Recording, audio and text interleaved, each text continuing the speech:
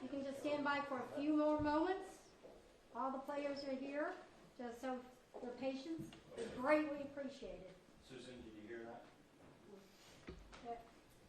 Got it? Thank you. Thank you. Thanks. Right through here. So, I'm going to have people come do this area. So, hey, can you go to the money? Yeah. Can we have you all stay one back corner? Yeah. Perfect. Right there. Sorry about that. Thank you. Because people are going to be walking right behind you. Okay. Do you get that? People are going to be walking right behind you. Thank you.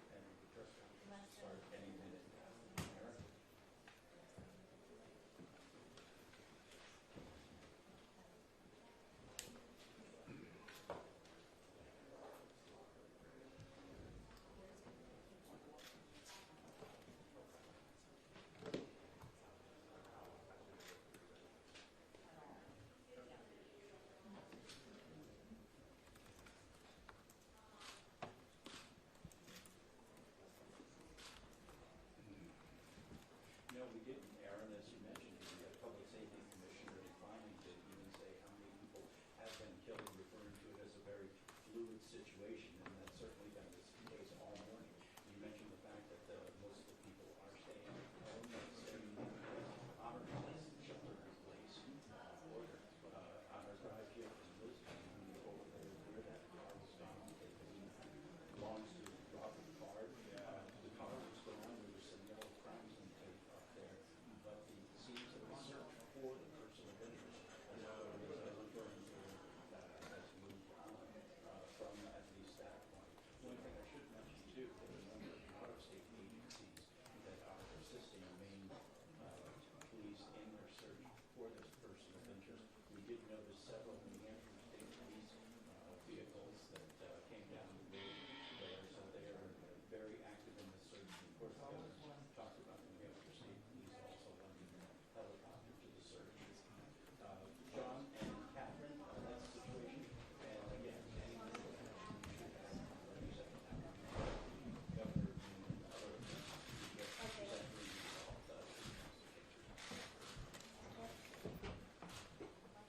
Oh, excuse me.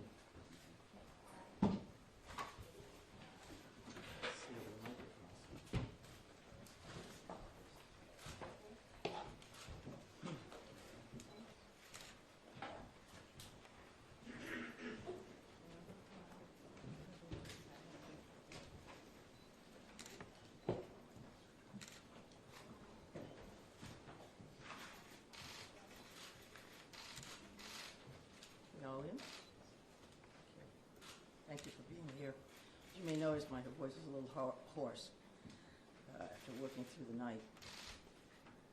As you all know, last night, local, county, state, and federal law enforcement officers from around the state of Maine responded to reports of an active shooter at several locations in Lewiston, including Spare Time Recreation and Schmangy's Bar and Grill.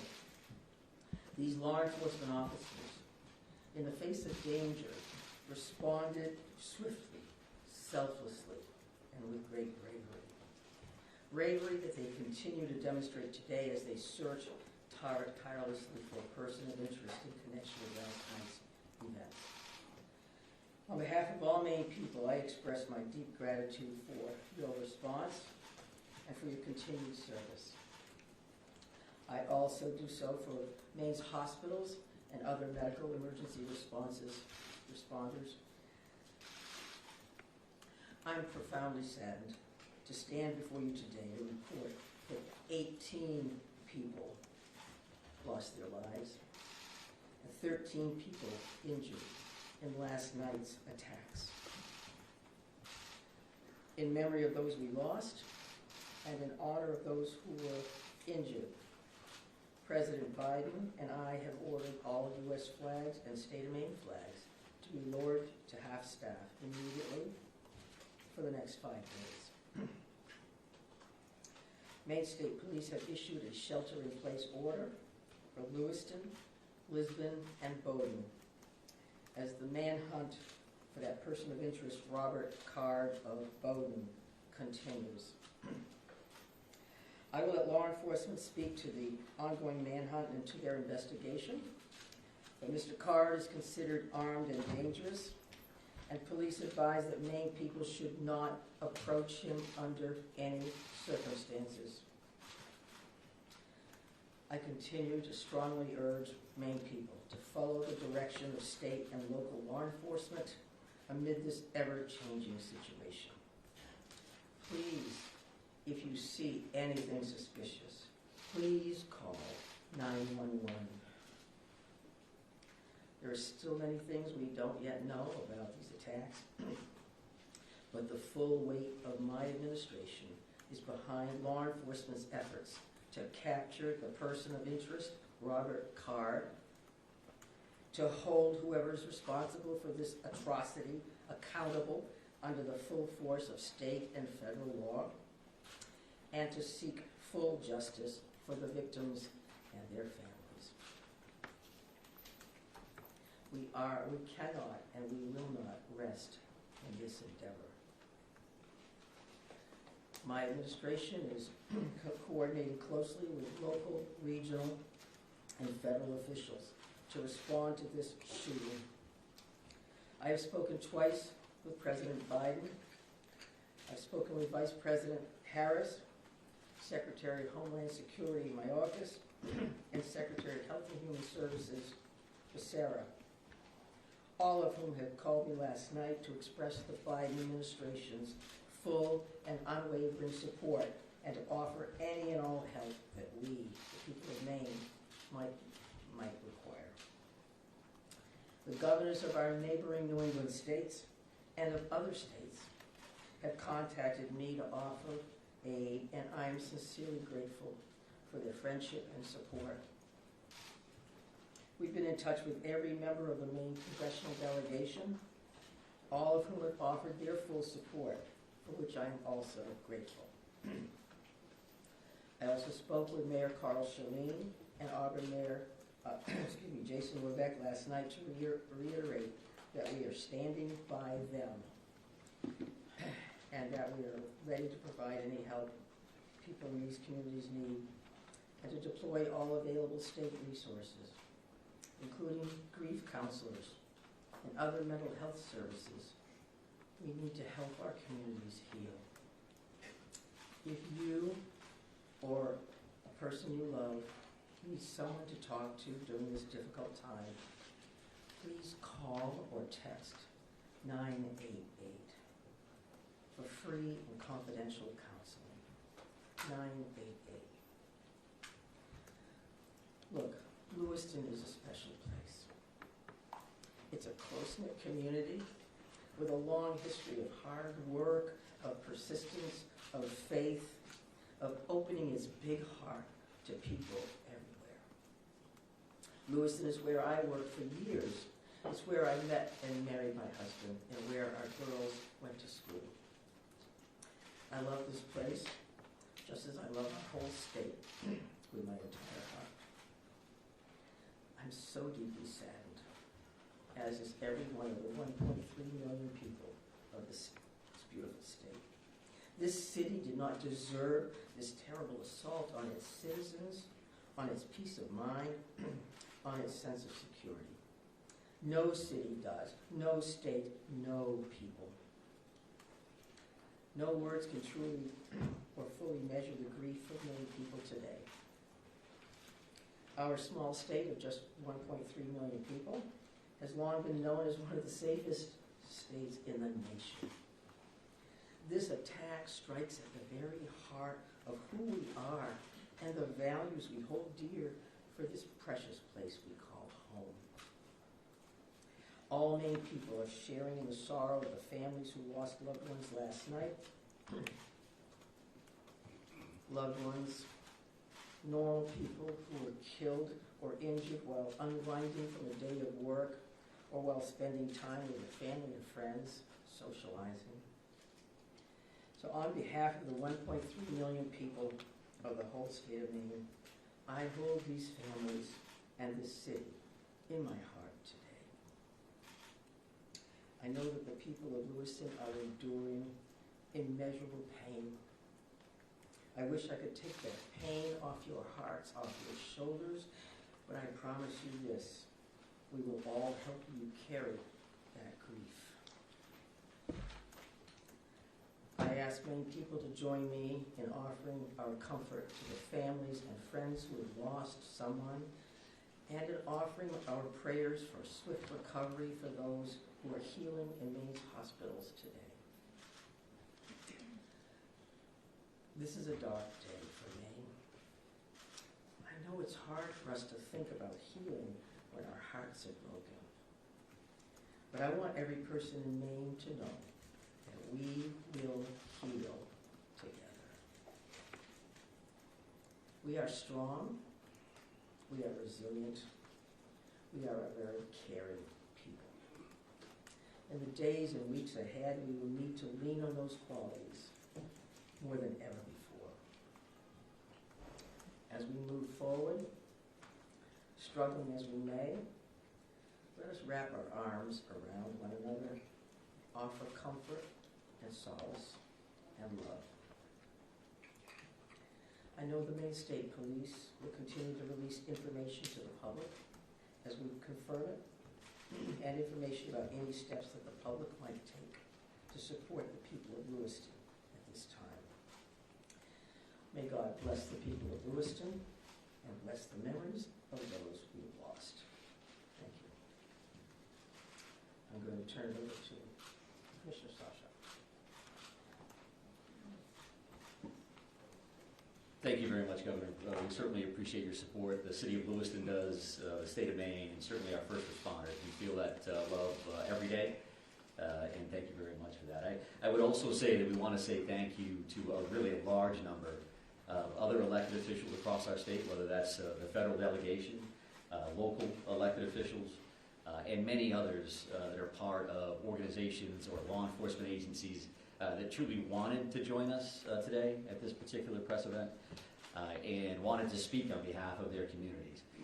And as the governor had mentioned, and everybody else will reiterate, our reality for today is that this suspect is still at large.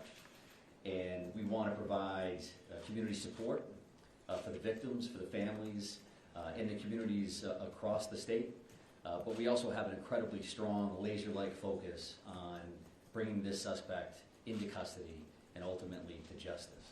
So because of that mission for this particular event and today's activities, we're keeping the list of speakers and the agenda pretty tight. And that will include, next up at the podium would be Chief Dave St. Pierre from the City of Lewiston, and some other members of his command staff are present.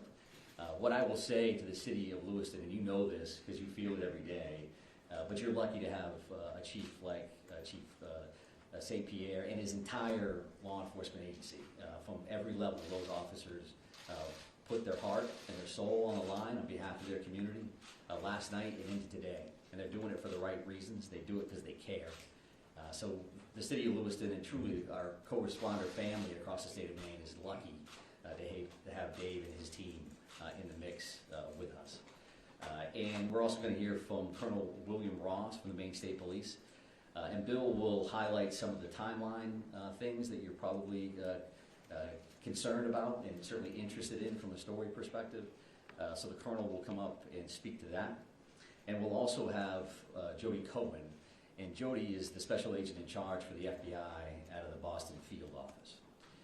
And Jody will highlight some of those federal partnerships and some of the things that our federal partners are bringing to the table, bringing to bear to help us with this investigation. We also have a bunch of people here. Once you start naming people, you're going to have a problem because you're going to forget somebody or screw something up. But I would also tell you that a couple of our other federal partners are here. Kevin Neal, he was the U.S. Marshal for the District of Maine. We also have James Ferguson, and Jim is the special agent in charge from the ATF for the Boston Field Division. They are heavily invested with staff along with the FBI, and we can't thank them enough for all that they're doing on behalf of our state. I would also tell you that we are going to close with a brief Q&A, and we're going to try to get some of those questions out there. We appreciate your time, your patience, your professionalism, your partnership at getting this information out. I would think that those questions are going to be brief because, again, we do have a suspect at large.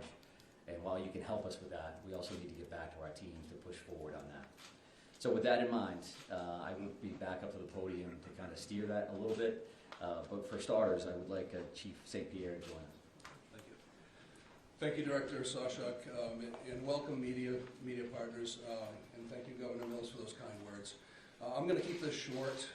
What I would like the very most is to express our deepest sympathies to the families and friends of the victims of this heinous crime. This is truly a tragedy that goes beyond comprehension. I'm confident in our community that our community has and will continue to come together throughout this endeavor to bring this to a successful conclusion. Although difficult, I do ask the public to continue to be mindful of their own personal safety and also that they be patient with the process as much as possible. There is extensive work and attention to detail that goes into such a large-scale investigation. I'm confident in the expertise and professionalism of our investigators and all law enforcement officials that are currently involved. This is an all-hands-on-deck approach. We have a great deal of collaboration and resources that have been made available to us. There are far too many to name individually, but I think Director Sawchuk named quite a few appropriately.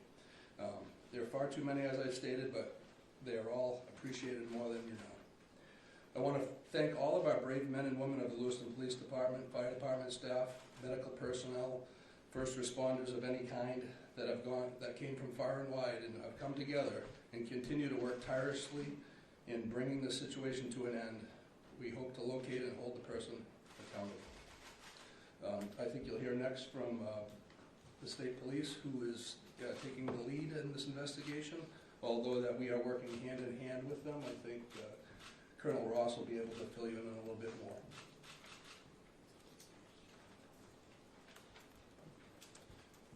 Thank you, Chief. First and foremost, this is an ongoing homicide investigation and search for the person that is responsible for it. We're in the early stages of this investigation, and I just want to let you know we will have updates. We'll be putting some type of a schedule out later on. But again, early stages of a homicide investigation, we want to be careful that we're doing things correctly. We want to get ahead of ourselves. I'm going to give you a bit of a timeline here to kind of fill in some of the blanks and give you some of the facts as we know them right now. A lot of this information will then be transferred to the Attorney General's office, as they will be the lead prosecutor, again, in any homicide investigation. Last night, October 25th at approximately 6:56 p.m., the Auburn Communications Center received a 911 call of a male shooting in Just-in-Time, or the Spare Time Recreation Center in the town of Lewiston, located at 24 Mollison Way in Lewiston. Shortly after that, at about 7:08 p.m., the Communications Center received multiple 911 calls about an active shooter inside of a Schmenge's Billiards at 553 Lincoln Street in the town of Lewiston. A large law enforcement response from multiple surrounding agencies assisted the Lewiston Police Department in trying to identify who this individual was and what was happening. As you can imagine, this was a very fast-paced, fast-moving, very fluid scene, very dangerous scene that these guys and girls were going into. 18 people are now deceased at this time. The victims at the Just-in-Time establishment, 7 people are deceased there, 1 female and 6 males, all from an apparent gunshot wound. Victims at the Schmegley's Billiards, 8 are deceased. 7 males inside the establishment, 1 male outside of the establishment. Again, also apparent gunshot wounds. Multiple people were transferred to area hospitals, Central Maine Medical Center, St. Mary's, and Maine Medical Center. 3 people that were transferred to those hospitals are deceased, for a total of 18 people deceased at this time. The investigation into the person responsible for this identified a vehicle located at the Pajebscott boat landing in Lisbon. That person, through the registration of that vehicle, was identified, as been stated earlier, as a Robert Card, born in 1983. Several of the deceased have been identified, and their families, next of kin, have been notified. Approximately 8 people at this point have been identified. 10 people, 10 of these victims, still need to be identified at this time. Currently, there is an arrest warrant for 8 counts of murder for Mr. Card. And the reason it's 8 counts because 10 people have not yet been identified. As those people are identified, the counts will probably go to the total of 18. He should be considered armed and dangerous. Based on our investigation, we believe this is someone that should not be approached. This is someone that should be, if you come into any contact with this individual or someone that you think looks like this individual, you were to call 911, and I'll provide some tip line numbers at the conclusion of my briefing. Lewiston Police Department, federal, state, county, and other local municipalities are involved in a coordinated search at this moment for this individual. So there's the ongoing investigation, and there's a search to apprehend this person. Both happen simultaneously. I can't stress this enough. This is an ongoing investigation in the early stages. More information will come out in conjunction with the Attorney General's office as the lead prosecutor. We can't share all of our information right now, and I'm sure you understand that. I'm going to give out 2 numbers that go to a tip line. 911 is also appropriate for this, but if anyone can call these 2 numbers, this would go to the State Police tip line. Area code 207-213-9526, 207-509-9002. And we'll be sending something out later that has that information in it if you weren't able to grab that now. Again, this is a very fluid situation. We have a lot of resources, as Chief St. Pierre had mentioned earlier, that are on the ground in a coordinated effort to apprehend this individual. We've notified the Department of Education, and they have determined what they're going to do with the schools. A lot of schools, area schools, were shut down today based on our conversation with them. Again, as more information comes in, we'll be providing it to you. Thank you for your time. This is a very difficult time for, I think, the community of Lewiston, difficult time for obviously the victims' families, and it's a tough time for law enforcement. It was a rough night last night, but we're committed to bringing whoever's responsible this to justice. And again, we are currently looking for Mr. Card right now, someone that we'd like to apprehend. Thank you. Thank you, Colonel. And FBI Special Agent in Charge, Colin, if you could join me, please.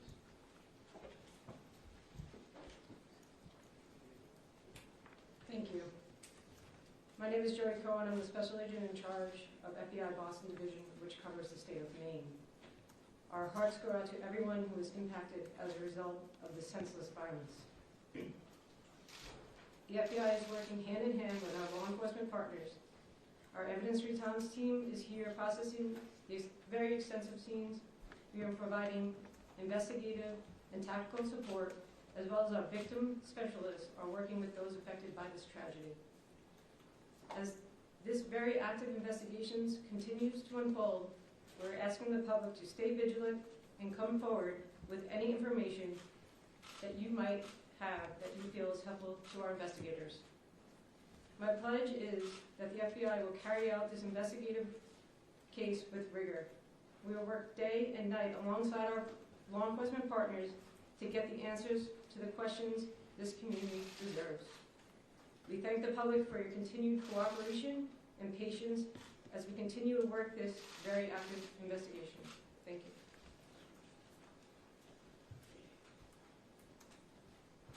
you. Appreciate that. And I would say that the reality here from a resource standpoint is that when we've asked for anything, the answer has been yes, period. Tactical teams, evidence response teams, full-blown investigative units, detective units that have come from multiple states, whether it's the commissioners from Vermont and New Hampshire reaching out to me directly, Massachusetts saying, what do you need, Mike? What can we do for the state of Maine? So we are now prepared to try to take a few questions.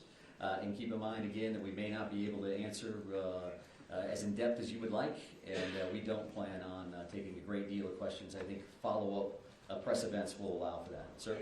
So no one has really talked about the weapon that was used here, the AR style, so hope someone can talk about that. But the other thing here is there are reports that this individual had mental health issues, that he made threats to shoot up the National Guard. So clearly there were some signs here that he was on someone's radar. The question becomes, why was he in possession of this weapon? And certainly, why wasn't he stopped sooner? Yeah, I think those are all valid questions, and certainly questions that we are looking into now, but not questions that we can answer today. Considering that this occurred last night, there's still an active search for the suspect in question, so I appreciate those questions, but not something we're going to be able to answer right now. Is it something that you're investigating and looking It is certainly one of those things that we want to follow up on, all aspects of that. Why does the Go ahead, right here. Yes. Can you give us a sense of the ages of who has died, how many are under 18 and how many are over 18? I'm not not sure we have that information with us today. We wanted to break it down by gender because that's something we had readily available. We did not break this down into age ranges at all. Sir, what can you tell us, what can you tell us about the background of the suspect in this case, or I should say the person of interest, because I noticed the language is very clear. It's saying person of interest, not suspect. So why use that terminology, and what can you tell us about his background? Yeah, I think we used person of interest last night for half of the room that was here for that press event. As the Colonel had mentioned, there is now arrest warrants for murder for this particular individual, Mr. Card. So he is viewed as a suspect, and there is a full court press by all of our partners to bring him into custody. What was the second piece of that question? What can you tell us about his background? I wanted to ask a second ago about the idea that he had voiced concerns about his own mental health, right? Had been committed, according to language in the police bulletin, to a mental health facility for weeks. How could someone that fits that profile still be in possession of semi-automatic weapons? Well, I do think that the statutes around firearms and the possession of those are pretty complex. I know that we will be reviewing that information as we move forward, but that's not an answer that we're prepared to give today. Because that leads to motive. You're talking about behavioral health issues and how that impacts this situation. I would expect you'll hear back from us on that in the future. Right here, sir. Yeah, I've got a question about, we've seen helicopters as far north as Monmouth. Can you tell us anything about what's leading you, that far north of the scene where you're coming from? Yeah, sure. So we have law enforcement assets that are deployed over a number of communities doing follow-ups on a number of different things. So as you can imagine, there's a great deal of search warrants that we're following up on. We do have partners, that helicopters from the New Hampshire State Police. That copter was here last night to assist us as well. So whether we have tactical elements out or we're searching an area, some of those air assets would be very, very valuable for us. So that's what they're doing. That's leading you there? We're not going to speak to what brings us to a specific community one way or the other. Yes, Right ma'am. Right here. Identifying the unidentified victims, what are people encouraged to do? Is there DNA being, tested from family members who may have missing loved ones? Like, what is that? What's that approach right now? Yeah, so we did have a family reunification center open last night. We do have behavioral health liaisons that are fully engaged to work with families and work with loved ones and work with victims, for that matter, that may be in the hospital and seeking treatment. So those things are actively occurring. We are dealing with each one of those situations separately. So do we need DNA on that? Are we just waiting to find a loved one, some kind of family member that we can make a notification? I think that varies across the board. I'm going to take two more questions. Right here. Yes, was there some sort of triggering event? Is that something that you're investigating? I think we're always concerned around motive. That you say triggering event, that's a motive for us. Again, that's not something we're prepared to discuss today, but I do appreciate the question. It's clearly something that's important. One additional follow-up from you. Can you help us understand why these locations, why this bar, why this bowling alley? Was he looking for someone? Was he looking for something? I think that does speak to motive, so I appreciate the follow-up, but not something we're going to be prepared to answer today. And then one more question. Right here, sir. Right here. Can you say, is Card, first off, to clarify, the arrest warrants issued today, and can you say if Card is still in the States or even still alive? Well, we're actively searching for him. If I knew the answers to those questions, and this would be a different press conference, I would assume. So we don't know his location, and I'll leave it at that. And we are working with the Attorney General's office reference to those. So with that in mind, we're done taking questions for now. So we are going to actually take off at this point. Thank you very much for being here. I appreciate that. Have there been any credible sightings? We've not really gotten many answers. Thank you.